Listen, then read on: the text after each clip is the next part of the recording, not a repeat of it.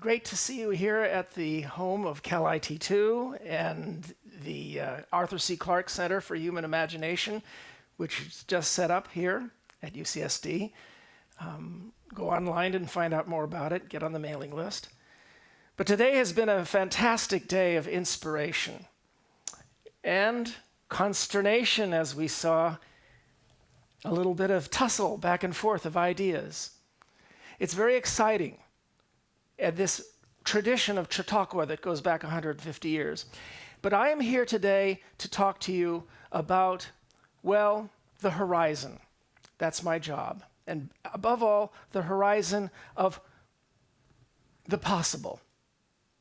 Big perspectives. And what could be a bigger perspective and bigger context than this, the universe that we find ourselves in? And we find ourselves in it with greater and greater accuracy, so that we're looking around the cosmos with powers of vision, of memory, of knowledge, of perspective, that are as if we were gods. And there are some people you know who want to take the TED experience to transhumanism, and we'll see how that goes. But the point is that the more godlike our power has become, the more it's had an effect upon our humility. Because for the last 400 years, the more godlike we've gotten, the more a queer effect has happened. I want to ask you something. Some of you will say yes. How many of you have ever flown through the sky? Raise your hands. Where have the rest of you been? Flown through the sky like gods, complaining about the peanuts in your narrow seat. How many of you have ever walked into a room and made light happen with your fingertip? Powers of gods. The point is that the more we learn, the more we learn that it's a smaller percentage of what there is left to learn. Now, I put up the Drake equation here because one of the great anchor points in our thoughts about the universe is, where is everybody? Where are the aliens that we were promised? The pretty ones preferable over the type. The point is that the Drake equation is one of the ways in which we figure out, yes, mea culpa, science fiction is responsible for both, that the Drake equation helps us divide up some of these probabilities. The number of stars in the galaxy, the fraction of them that are stable, the fraction of stars that have planets. 15 years ago, we knew of no planets outside our solar system. Now we know of thousands. You're a member of a civilization that does stuff like that in just the age of a teenager. But if you work out this equation, it all seems to make sense that they should be out there. There should be plenty. There must be something wrong, Enrico Fermi said when he asked the great question, what's wrong with this? And it may be that something in the equation is a filter that reduces the percentages. Planets may be more rare than we thought. No, we've erased that one. Life may take more difficulty to spark than we thought. Could be intelligence, maybe more of a push. Dozens of species of animals seem to crowd up against a glass ceiling of intelligence, similar to that of dolphins and chimps we've been discovering. Big mystery. The real question is, where is everybody? And does a filter that's winnowing down the numbers lie behind us in these figures, or ahead of us, for instance, in the lifespan of an intelligent species? And that could be the big filter, and that's a scary one.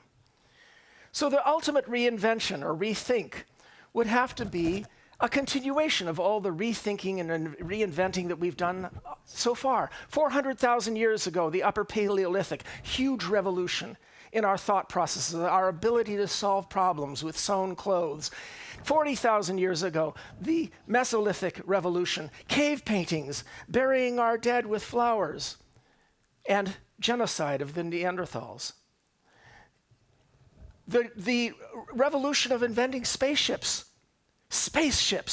ecological zones that are enclosed using raw materials so that you and your family are comfortable and safe from the carnivores and the cold outside. The reinvention of civilization to suit the mighty, when the invention of metal tools allowed a few men in every culture to take other men's women and wheat. And that was not a sexist statement for 90% of our time. how are we going to be able to bridge from all those things to the reinvention we need, which is to become a people worthy of getting out there and including everybody? Well, is civilization a progression?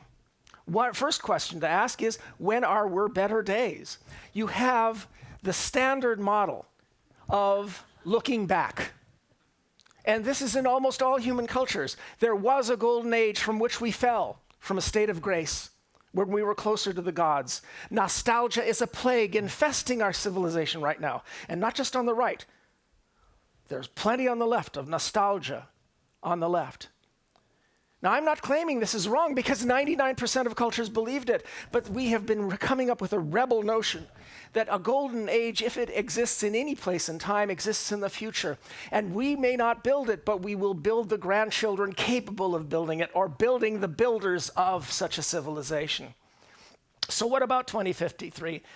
All right, 50 years from now, 2063, we're holding the planet in our hands. We're already doing it. We're like gods. We can destroy this world or we can save it. That's pretty impressive stuff. And we're choosing between the world of Soylent Green and one in which we can build magnificent things and include everybody. So what's the next thing? What's next? The fundamentals of the human civilization we have to get down. We have to nail it. And the fundamental human civilization is shaped like a pyramid. 99% of human cultures until our time had lords lording it over serfs below. And this was the standard human culture. And it is an attractor state, meaning that given it opportunities, some guys are going to figure out how to set this up and then set up their harems. And I'm sorry, ladies, we're all descended from those harems. So we our fantasies. The point is, there's an alternative. And it's only been proved in the last 200 years, though Pericles hinted at it. And it's a diamond-shaped social structure in which the well-off and empowered middle class outnumbers not only the rich, but outnumbers the poor. And it's the first time that it's ever happened. And some of you will get angry when I describe this, because you'll say we're not living up to it. Well, your dream of wanting to live up to it is part of it. And so we have a situation in which not only is it diamond-shaped and always under threat, and presently under extreme threat, but all our ancestors face this threat. But also there's churn within social mobility. A child need not to inherit the social status of the parent. And this is the dream, and it's been more true than it ever was before that. And it had better get more true than it is. But the diamond also rises. That's the whole idea of the positive sum game. And if you come away with any homework, it's look up that phrase, positive sum game, where everybody does well by a few people do better than others. But that isn't the dominant thing. It isn't the dominance that we see in the traditional pattern. The problem with the diamond is that it's unstable. And so we have the dance of cooperation and competition that I've written about, where nature is red in tooth and claw, but that somehow in the competition among the species and among the individuals in nature, you wind up with the circle of life, ecosystems that have the appearance of cooperation. And nature is filled with these levels of competition engendering cooperation. Look at our own brains. Inside a developing fetus, the protocells inside a fetus's brain compete with each other ferociously for the right to become neurons. And this explains the patterns of interweaving with each other. And the result is a 3-pound miracle. And then you have our 4 great accountability arenas of markets, democracy, science, and courts, all of which are competitive and all of which should result in the diamond. But the problem with this is that in all of these cases, you can get cheaters. And that's why it tends to slump back towards a pyramid. And one guy described it very well. Adam Smith, not understood by the left and not understood by the right. But I'll leave that to talk about diversity. Because diversity is the fundamental way in which a diamond-shaped society can maintain itself because you can sick all the power centers against each other so that no one group has absolute say. And that was the instinct of Adam Smith. That was the instinct of Ben Franklin and the founders. It is the instinct behind our enlightenment, but it's more than that. We know that if we include more people into the firelight, we'll have a stronger society. And this has been the story of our advancement, socially, morally, over the course of the last 50 years, 150 years ago, when Lincoln gave his Gettysburg Address. And now we're talking about inclusion that could expand far beyond.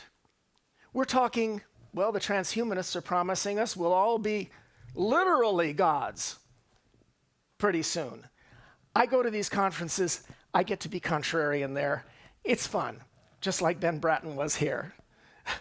I get to poke at them.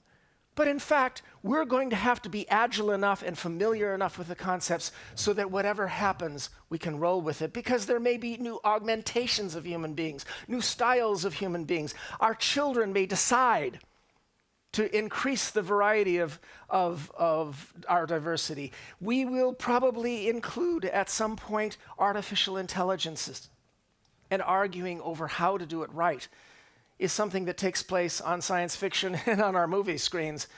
I hope that we'll do it more cogently at TED.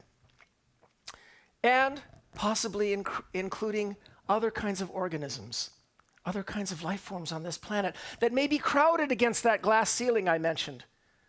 But perhaps we can reach down, having been the first to crash through, and help others up. How? Why? I don't have the answers to all of these things, but if our councils, if our congresses, if our discussions, if our TED colloquia included insights brought by intelligent, sapient, talking chimps or dolphins, wouldn't that be interesting? The point is that the Drake equation has 100 potential categories of explanations, and I've cataloged them all. But the one that I find transfixing is this, that perhaps we are the ones who managed to break through and do something extremely exceptional. Maybe becoming intelligent was the thing. Maybe surviving technological civilization and not having nuclear war.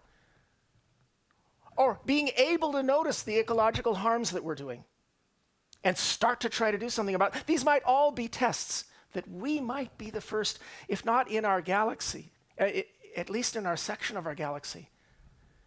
And so what is the question that this puts upon us? A truly worrisome and bothersome and creepy and yet enthralling notion that the decisions we make right now will not only affect the destiny of our children and their posterity, or the destiny of all the dolphin babies and their posterity on this planet that we could destroy. It could be that the galaxy, its entire state over the next 100 million years, could depend upon our success.